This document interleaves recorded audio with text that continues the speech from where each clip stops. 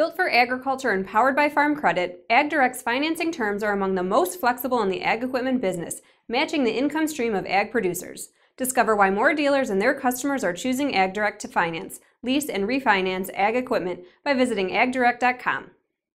I'm Managing Editor Kim Schmidt. Welcome to On the Record. Here's an update on what's currently impacting the ag equipment industry.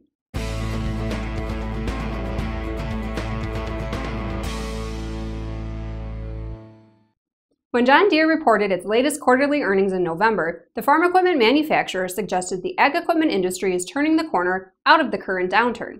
The company is anticipating North American ag equipment sales to be up 5 to 10% in 2018. While another bumper harvest is keeping crop prices and farmer income under pressure, Deere's report, along with the latest flash report from the Association of Equipment Manufacturers, suggests farmers are once again buying equipment. It appears replacement demand has returned, says Tony Hugel, Deere's Director of Investor Relations. That said, Ann Degnan, an analyst with JP Morgan, notes that high horsepower tractor demand is still 25% below normal. But she also says dealers are now in better shape, so they're more willing to take a trade. Lower structural costs are supporting incremental profits despite the mixed implication of a weak demand environment in the North American row crop segment, though some of the savings are being offset by a selective investment in areas such as R&D. Nick Dobre, analyst with R.W. Baird, says Deere's growth forecast for North America, Europe, and South America is supported by strong early order programs for seasonal product and a solid order book for large tractors.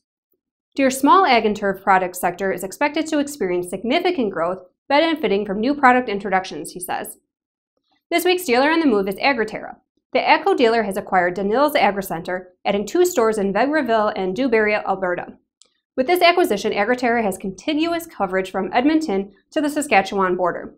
Now here's Jack Zemlicka with the latest from the Technology Corner.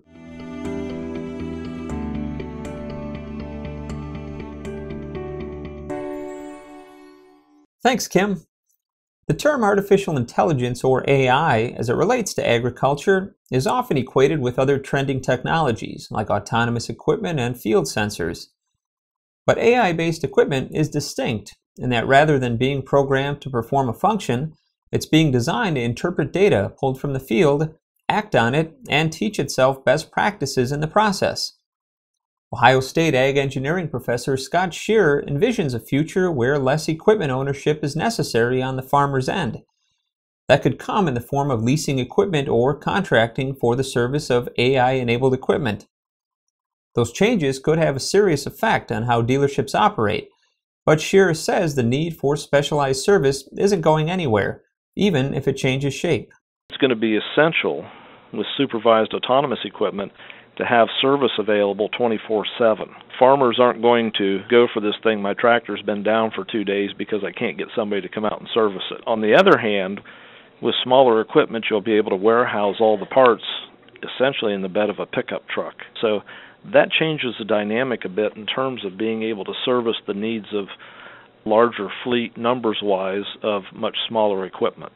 While it's still going to take some time to separate the science from the fiction of AI-capable tools in ag, Shearer expects the industry will likely first see supervised autonomy, with farmers watching over a handful of equipment in the field and monitoring performance.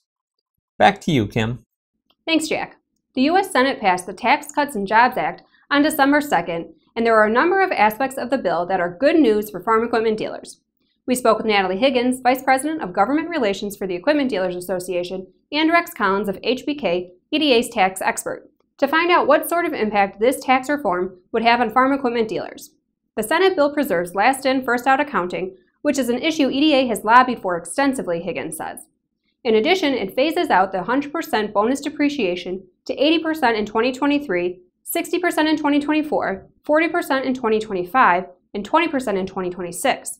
The House version of the bill would allow 100% bonus depreciation until 2023. The Senate bill also increases the Section 179 deduction to $1 million, while the House version increases the expensing deduction to $5 million. Collins says one of the biggest wins for dealers relates to deductibility of interest. We were able to get a carve-out for dealers, benefit of equipment dealers relative to the deductibility of interest. Under both the House and the Senate proposal, interest deductibility is limited. Natalie was able to coordinate a call with us and the House Ways and Means Committee where we were able to explain to the members of the committee that dealers' floor plans, they are so dependent upon borrowing for their inventory that it would have a very significant detrimental effect. And we gave them some examples of what the impact would be on dealers that was above and beyond what we felt like the intent of the proposed legislation was. Thankfully, they agreed with us. So that's probably the biggest win for dealers that may not even be recognized as a win, if you will, because we jumped in front of it and handled it before it became a problem. The one area that may hurt some dealers is the elimination of like-kind exchange.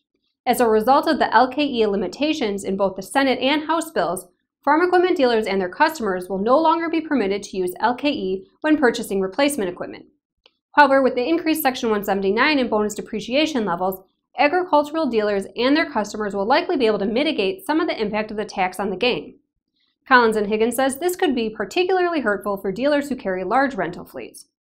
Higgins says it's likely the final version of the bill will be sent to President Trump before Christmas.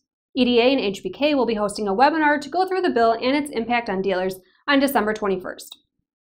Citing improved customer sentiment in its agriculture segment and continued growth in its international markets, Titan Machinery raised its sales guidance for fiscal year 2018. On November 30th, Titan, North America's largest farm equipment dealer group, reported total equipment revenue for the quarter was up 1.8%. Much of the improvement was attributed to a 54% year-over-year increase in Titan's international sales. Overall, revenue for the period was $330 million, down less than 1% versus a year earlier. Agriculture revenues were down 9.2%, construction was down 9.7%, gross profit increased 5.2% to $61.5 million, and gross profit margin was up a full percentage point to 18.6%. Titan's ongoing effort to reduce used inventory continues to improve the company's overall performance.